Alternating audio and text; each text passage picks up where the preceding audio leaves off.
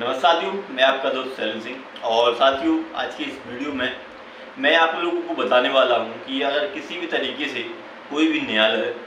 कोई भी न्यायिक मजिस्ट्रेट है या फिर कोई भी मजिस्ट्रेट है, कोई भी न्यायमूर्ति है,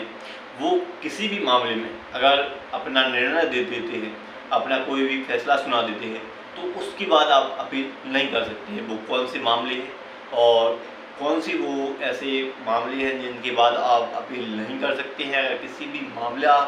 कोई ऐसा मामला है या फिर कोई भी ऐसा मुकदमा है, कोई केस है आपका और उसमें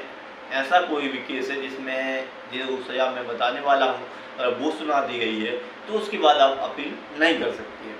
और मैं आज की इस वीडियो में आप लोगों को विस्तारपूर्वक आपको बताने वाला हूँ कि किन मामलों में आप अगर निर्णय हो जाता है तो उसके बाद आप अपील नहीं कर सकते हैं। तो साथियों, अगर कोई भी हाई कोर्ट में या फिर किसी भी उच्चतम न्यायालय में आप कोई भी ऐसा केस है या फिर कोई भी ऐसा मुकदमा है जिसमें 3 साल तक की सज़ा सुनाता है, कोई भी हाई कोर्ट में कोई भी उच्चतम न्यायालय 3 साल तक की सज़ा सुनाता है और साथ में उसमें 1000 रुपये का जुर्माना है, तो इसके खिलाफ आप अपील नहीं कर सकते हैं। अगर कोई भी उच्च न्यायालय या फिर कोई भी हाई कोर्ट 3 साल तक की सज़ा सुना देता है या फिर 1000 रुपये का जुर्माना है, तो ऐसी कंडीशन में आप उसमें अपील नहीं कर सकते। और वही मैं आपको बता दूं, अगर किसी भी सेशन कोर्ट द्वारा या फिर किसी भी सेशन न्यायालय द्वारा ऐसा कोई मामला है जिसमें 3 माह तक की सज़ा सुनाता है या फिर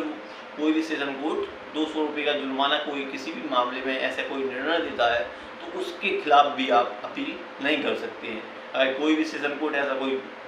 भी मामला है, कोई भी मुकदमा चल रहा है और उसमें ऐसा कोई निर्णय लेता है कि उसमें 3 माह तक की सज़ा है और साथ में 200 रुपये तक की जुर्माना है, तो ऐसे में आप उसके खिलाफ अपील नहीं कर सकते हैं। और दोस्तों, वहीं कोई फर्स्ट क्लास मजिस्ट्रेट है, सीजीएम का कोई कोर्ट है और उसमें अगर किसी व्यक्ति को 200 रुपये तक का कोई जुर्माना सुना दिया गया है किसी भी मामले में और उसके खिलाफ अगर आप अपील करना चाहते हैं तो आप नहीं कर सकते हैं। अगर कोई भी फर्स्ट क्लास मजिस्ट्रेट की कोई भी कोर्ट है और कोई भी मामला है, कोई भी मुकदमा चल रहा है, कोई भी केस है और उसमें 200 रुपये का जुर्माना